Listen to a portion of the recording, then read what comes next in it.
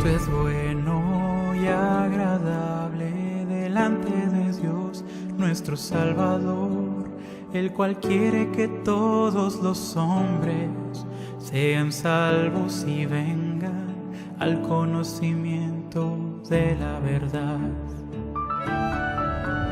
Porque esto es bueno y agradable delante de Dios nuestro Salvador, el cual quiere que todos los hombres sean salvos y vengan al conocimiento de la verdad.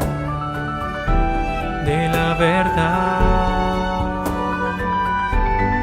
De la verdad. Buenas tardes, hermanos. Pues en esta tarde vamos a alabar al Señor con dos himnos: Oh, qué amor incomparable y el poder de la cruz. Y a través de ellos darle las gracias por el amor que nos ha mostrado, cargando con todo el peso de nuestro pecado en la cruz por nosotros. Y haber podido recibir también en nuestras vidas ese precioso evangelio de salvación, esas buenas noticias. Pues bendiciones, hermanos.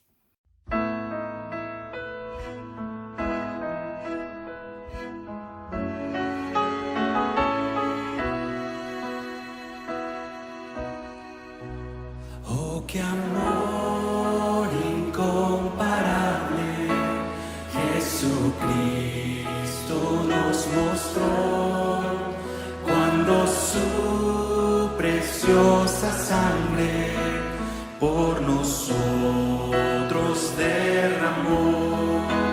De su amor, ¿quién no recuerda? ¿Quién no le adorará? Que exaltado siempre sea nuestro príncipe de paz.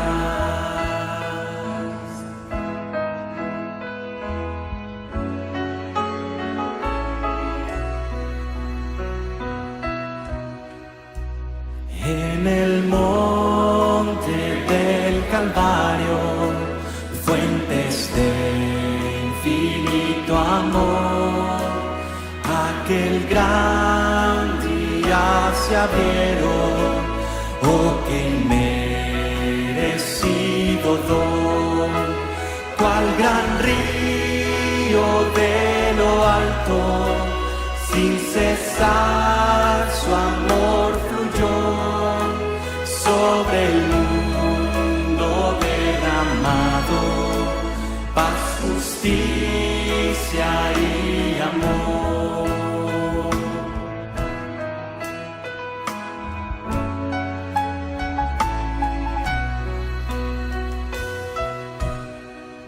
En que busquemos cada día solo el reino del Señor y entreguemos nuestra vida como ofrenda de amor. Solo en Él nos gloriaremos, nada más importará. Cristo salva, Él lo ha dicho, solo en Él hay libertad.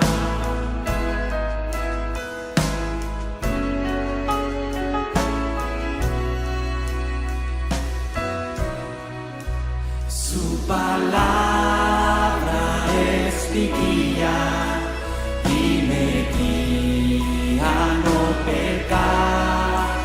En mi Cristo yo confío, nada en Él me ha de faltar.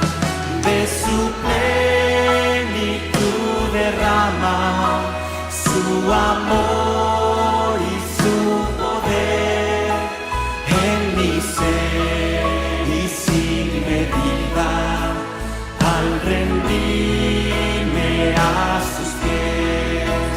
De su plenitud derrama su amor y su poder en mi ser y sin rendirme a sus pies.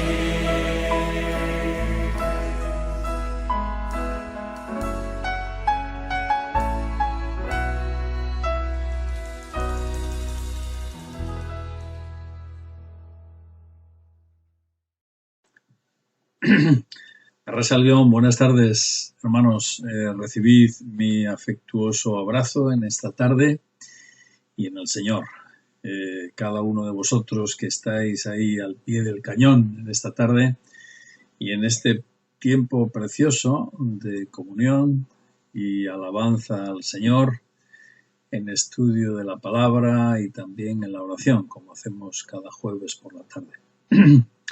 Y esperando que el Señor nos edifique y nos supla conforme a la necesidad que tenemos cada uno de nosotros y también las necesidades que tienen nuestras familias y hogares, los hermanos que sufren por enfermedad, por pruebas, etcétera, ¿no? Que el Señor nos apiñe en esa comunión delante de Él para que intercedamos con un mismo sentir. Pues en esta tarde, queridos, en que estamos acabando, bueno, de hecho ya hemos acabado la carta a los Gálatas, pero permitidme que resuma lo que ha sido esta epístola, ¿no? Que la venimos viendo desde el pasado octubre. Y hemos apartado esta tarde para resumir la epístola porque, aunque es pequeña, 6 capítulos, pero tiene una importancia primordial en el Nuevo Testamento, en la doctrina cristiana, en la teología, en la historia del cristianismo. Es decir, ha sido una epístola fundamental para entender la diferencia entre el Evangelio y la esclavitud de la religiosidad o de cualquier tipo de legalismo.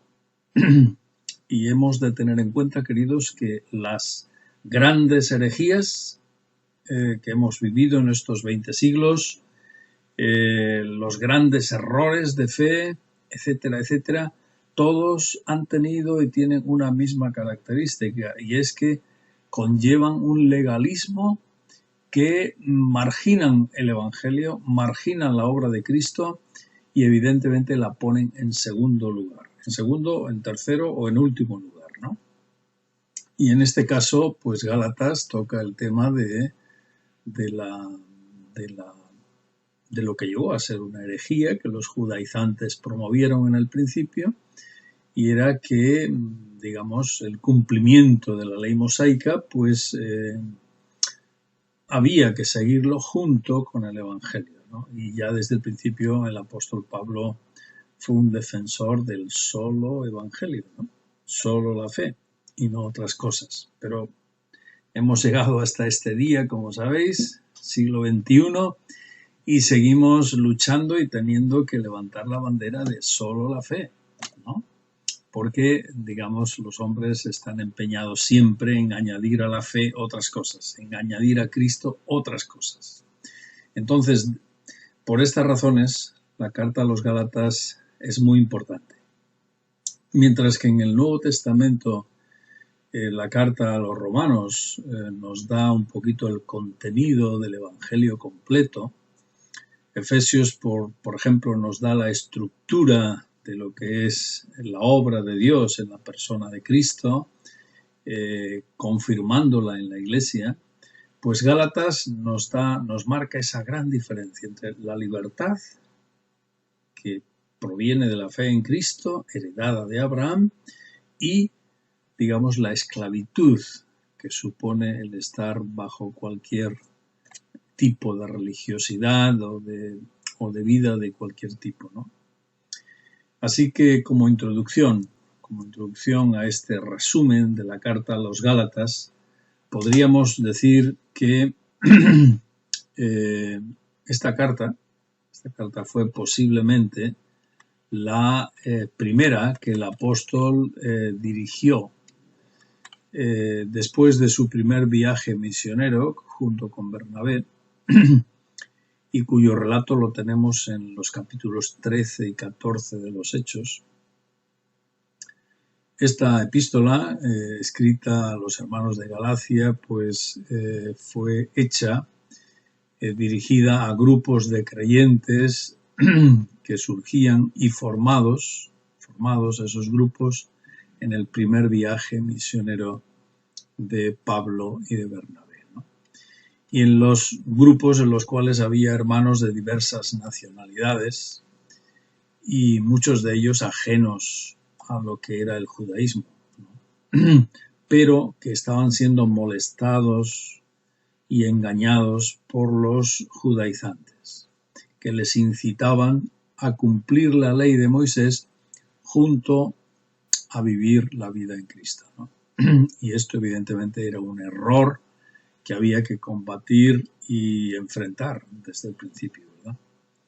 Por eso esta epístola fue enviada por Pablo muy posiblemente en esa década de los años 50, después del primer viaje misionero y antes de que los apóstoles se reunieran en el llamado Concilio de Jerusalén, donde ahí se adoptaron medidas definitivas para que los judaizantes no siguieran molestando a los hermanos que se convertían entre los gentiles, es decir, los que no eran hebreos, ¿no?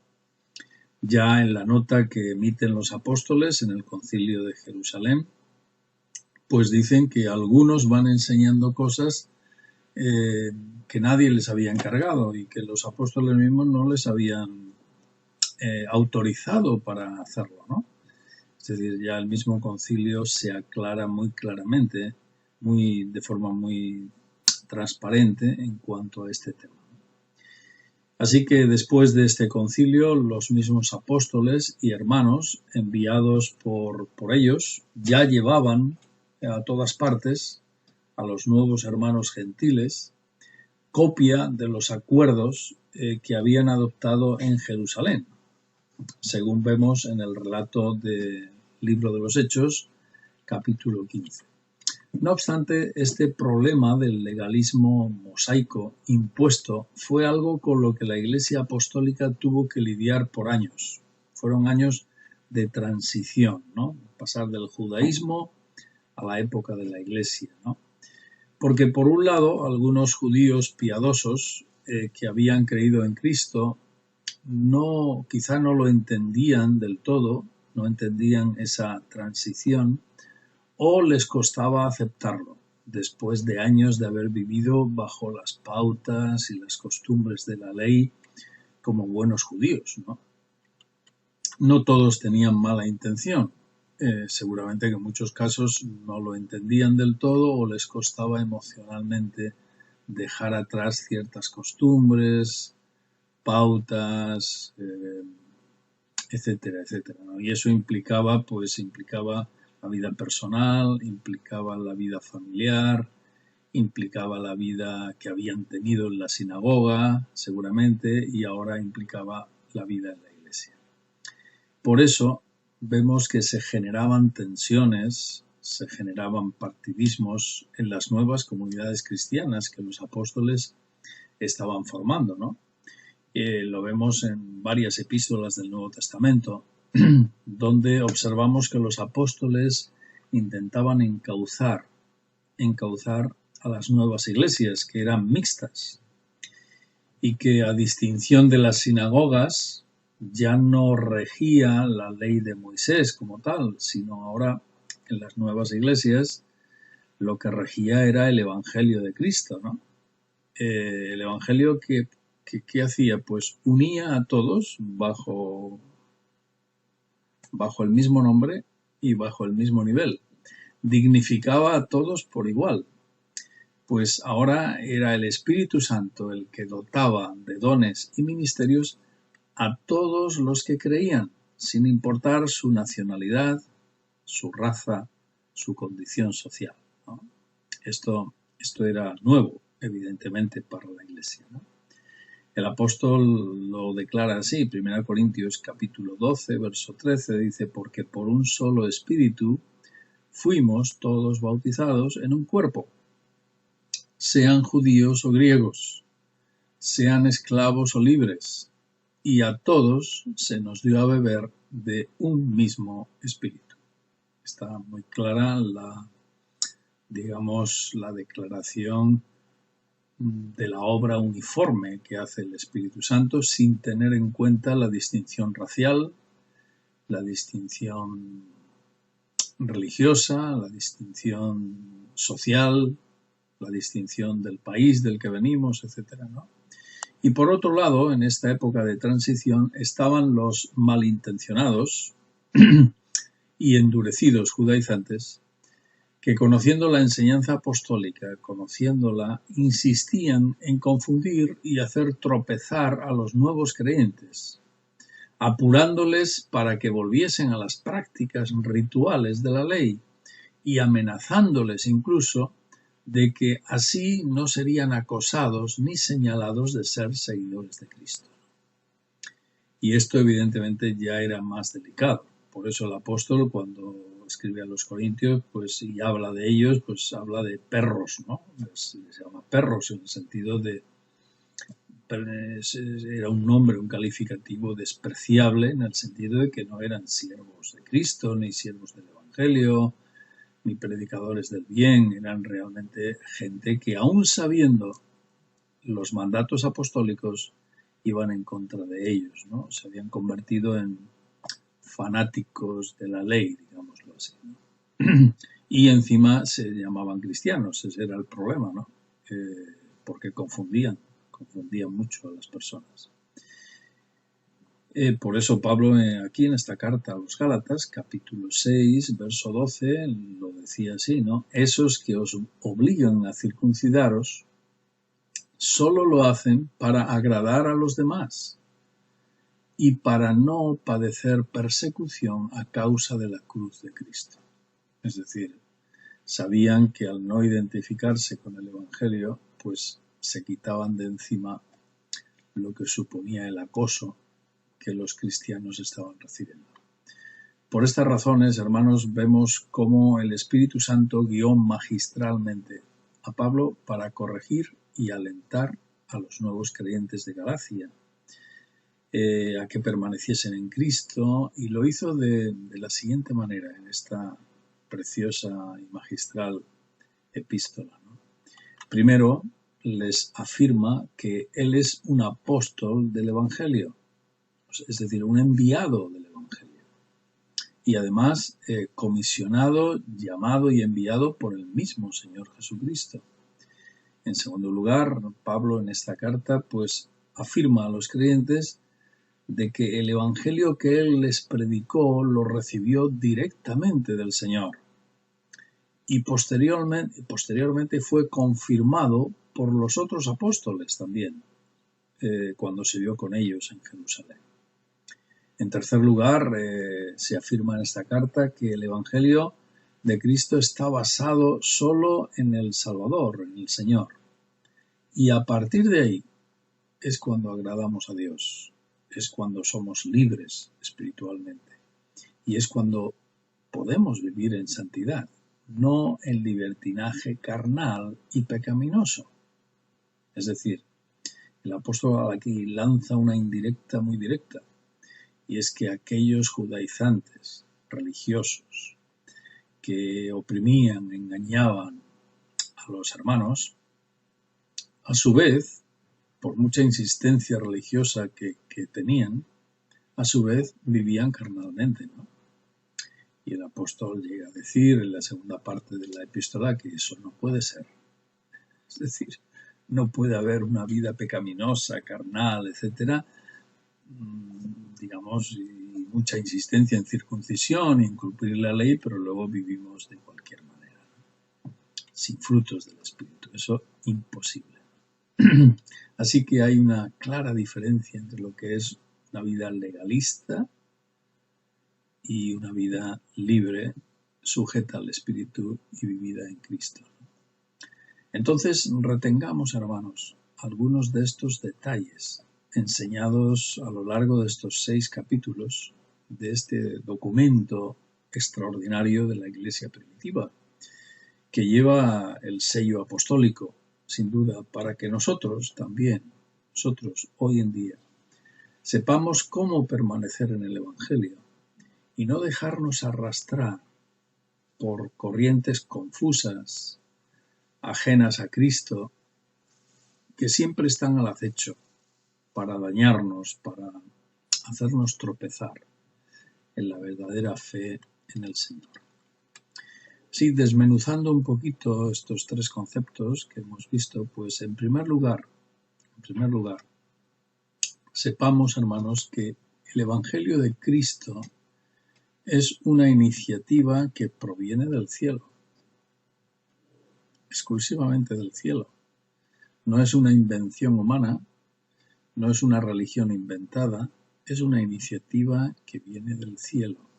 Por eso, Cristo Jesús, Jesús de Nazaret, era el mismo Dios que se humanaba para reconciliarnos con Dios, y sus apóstoles, es decir, los hombres enviados, ya que el término apóstol significa eso, enviado, esos hombres a los que envió el Señor Jesucristo, que llamó, formó y luego envió, pues fueron testigos excepcionales de la poderosa obra de Cristo en la tierra. Y Pablo, que fue un apóstol extra, añadido después, pero a quien Cristo le reveló y le manifestó directamente, y esto fue milagroso, evidentemente, por las revelaciones que el mismo apóstol recibió, pues Pablo fue un apóstol añadido, pero receptor también de esa gran revelación que Cristo le hizo también a él, ¿no?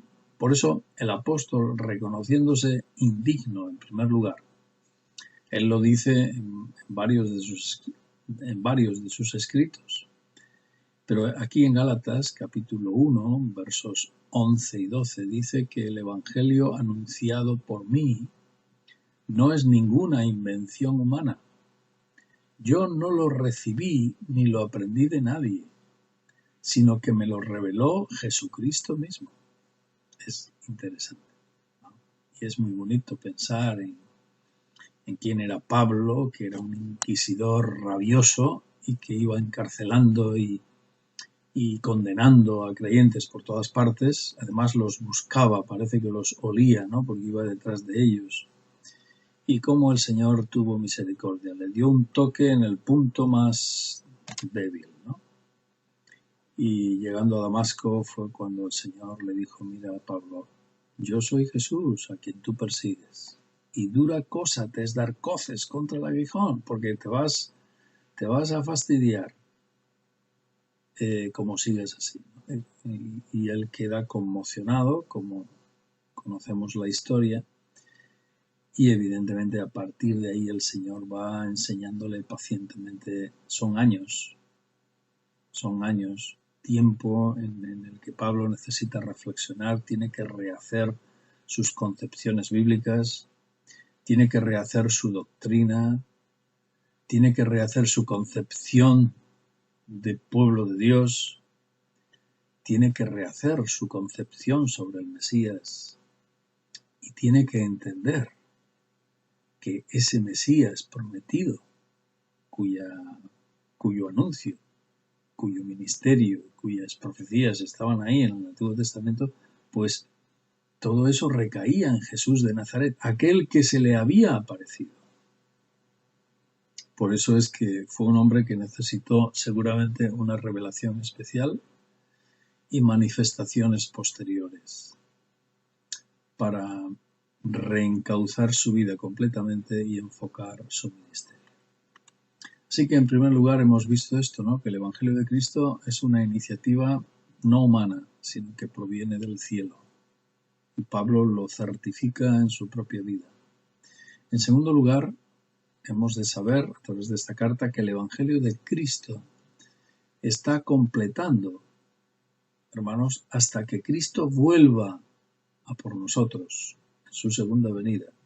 El Evangelio va a estar completando la promesa divina hecha a Abraham, de que su descendencia sería inmensa en número. Imaginaos qué promesa más contradictoria, humanamente hablando, porque Abraham no tenía ni un hijo siquiera, ni uno. Y Dios le dice: vas a tener una descendencia inmensa, mayor que la de las estrellas, mayor que la de granos de arena que hay en el mar.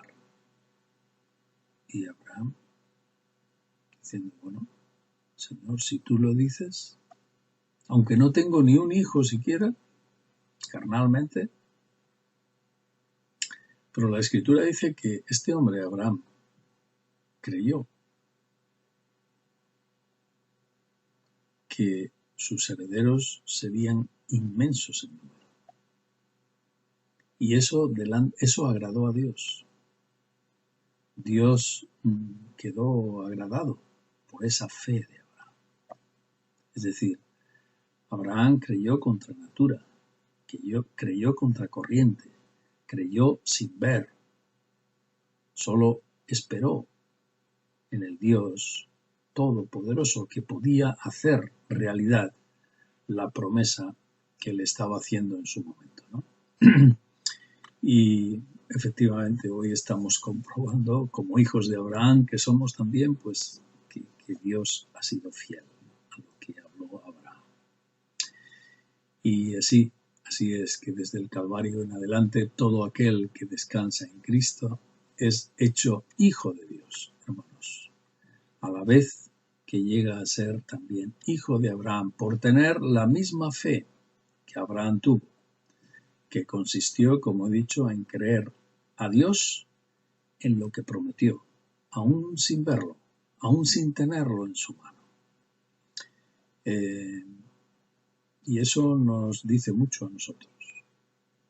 Esa es una gran lección para nosotros, porque hay muchas promesas, hay palabras del Señor que nos son prometidas a nosotros. Y tenemos que considerar con confianza que Dios va a ser fiel. No creer más bien en nuestros sentidos, en nuestra perspicacia, sino mirar lo que Dios está diciendo. Dios nos habla, Dios nos promete, Dios está por nosotros. Nos tocaría ser un poquito como Abraham, ser hombres de fe, para agradar a Dios, porque la fe es lo que agrada a Dios, la fe en lo que Dios dice, ¿verdad? Y en esto Abraham agradó a Dios. Y esa promesa que Dios hizo a Abraham sobrepasa en mucho al mismo pueblo de Israel y abarca toda la humanidad. Y como abarca toda la humanidad, por eso a nosotros hoy nos toca seguir anunciando a Cristo en todo lugar, en todo momento, por todos los medios que tengamos a nuestro alcance, según el mismo Señor nos lo mandó, ¿verdad? En Gálatas 3, verso 7, el apóstol escribía también: sabed por tanto que los que tienen fe, estos son hijos de Abraham. Y la Escritura, al prever que Dios había de justificar por la fe a los gentiles, dio de antemano a Abraham esta buena noticia: en ti serán benditas todas las naciones. De modo que los que tienen fe son bendecidos con el creyente Abraham. Los que tienen fe, estos son hijos de Abraham. Y Dios ya lo sabía, ¿verdad? Gálatas 3, versos 7 hasta el 9. En tercer lugar, también, fruto de la enseñanza de esta epístola, hemos de saber, hermanos, que los que hemos creído estamos completos en Cristo. Y no es necesario añadir ahora ningún otro requisito para que el ADN divino permanezca en nosotros, en nuestras vidas. Por eso ahora la manifestación natural de Dios en nosotros consiste en que el Espíritu Santo nos enriquece. ¿Cómo nos enriquece? Pues con el carácter de Cristo. ¿Y qué hace ese carácter de Cristo? Pues lo vamos comprobando día a día en nuestra vida cristiana. El carácter de Cristo en nosotros, por medio del Espíritu, lo que hace, queridos, es que desactiva el circuito carnal que tenemos, funde los plomos carnales dicho así en llano, ¿verdad? ¿Y qué hace? No solo anula nuestra carnalidad, la desactiva, la deja sin efecto, sino que la suplanta, y ahí está el milagro, la suplanta con características sobrenaturales, divinas, ¿no? Y el apóstol lo resume en 9 características, cuando dice que el fruto del Espíritu es amor, gozo, paz, paciencia, benignidad, bondad, fe, mansedumbre y templanza. Características que pueden ser un racimo de aspectos de nuestra personalidad que el Espíritu va manifestando en nosotros. Día a día, cuando vivimos en el Señor, cuando vivimos cerca de Él, cuando le queremos obedecer y amar, no nos hemos de esforzar ni subir al cielo para estas cosas, porque el Espíritu Santo ya ha bajado, ya está en nosotros, para producir ese carácter de Cristo. ¿Para qué? ¿Para qué, hermanos? Para que tú y yo podamos ser luz y podamos ser fragancia de Cristo entre aquellos que aún no le conocen o aquellos que continúan resistiéndose también al Señor, ¿verdad? Así pues, hermanos, estos aspectos mencionados en esta carta a los Gálatas nos muestran cómo la libertad que nos otorga la fe en Cristo está totalmente en contra de la esclavitud a la que está sometida cualquier persona en su vivir natural o que vive bajo cualquier tipo de religiosidad. Por eso podemos concluir esta tarde bendiciendo al Señor. ¿Por qué? Porque Él es fiel a su palabra, a sus promesas. Y nos toca, como Abraham, nos toca creer, confiar, descansar en que lo que Dios nos dice, nos ha dicho y nos sigue diciendo en su palabra, pues es verdad. Y Él está detrás de su palabra. No es un Dios que se olvida de lo que ha dicho. No es un Dios infiel. No es un Dios que desea nuestro mal. Nos toca ser un poquito como Abraham, como hemos visto en esta carta a los Gálatas. Así que seamos de esos, hermanos, de esos que se alegran en el Señor. Y vivimos para Él. Y nos alegramos en Él sobre todas las cosas que nos envuelven y nos rodean mientras estamos aquí, en este mundo pues cruel, confundido y muy confundido, muy confundido. Que el Señor nos guarde para no ser arrastrados por esa confusión y ese tropiezo que vemos constantemente en este mundo. Así que gracias a Dios por esta carta, esta preciosa epístola. Con el deseo de bendiciones, hermanos, a cada uno de vosotros y deseando que ahora sigamos en oración de manera unánime. Un abrazo.